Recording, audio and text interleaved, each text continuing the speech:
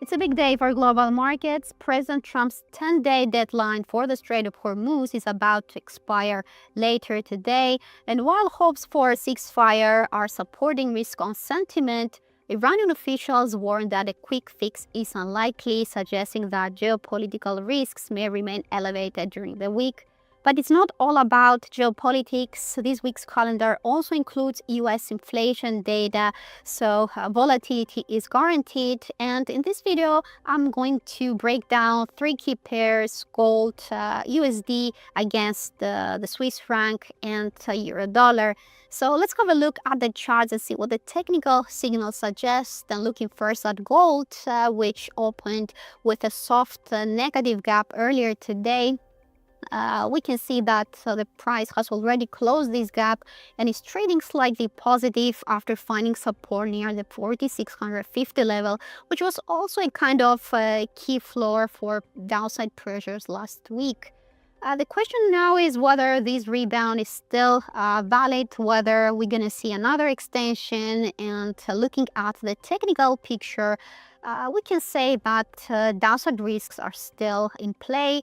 First of all, there is a bearish crossover between the 20 and 50-day moving averages, and we can see that the distance between those lines have widened. Moreover, if we look at the technical indicators down here, the RSI is still below 50, and the stochastic oscillator is set for a negative crossover. It seems that it has peaked above its 80 overbought level, so that suggests that the short-term outlook is still affected by downside risks. And now, in the event that the 4,650 floor manages to hold, we could see another test near the 20-day moving average, which blocked upside pressures last week near 4,755.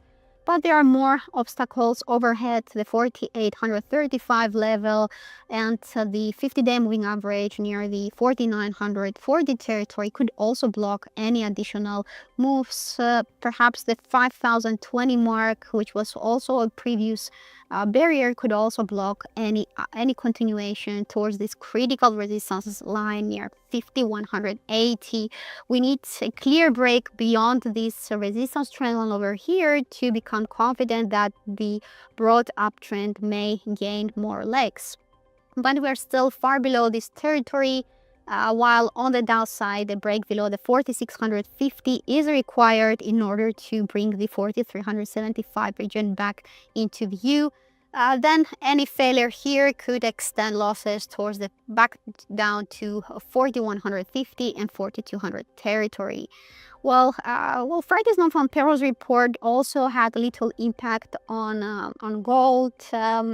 The data showed a triple-digit increase in U.S. jobs for the first time in a year. The unemployment rate eased slightly, but nevertheless, the reaction was mild, and that's because rate cut expectations were already quite low.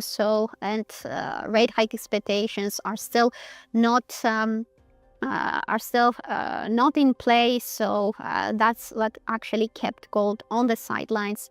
But perhaps US inflation data will be the next catalyst later this week. It could be another test for the precious metal. It will be quite interesting to see whether forecasts for higher inflation could actually bring some downsides to gold if indeed investors start to talk again about future rate hikes. And that could also bring dollar Swiss franc into under examination. The pair has staged a nice rebound since January. It has been trending to the upside and is currently capped below the 0.7990 resistance territory. It failed multiple times to break this wall, but it's still quite close to that barrier. And looking at the technical indicators down here, we don't have actually a clear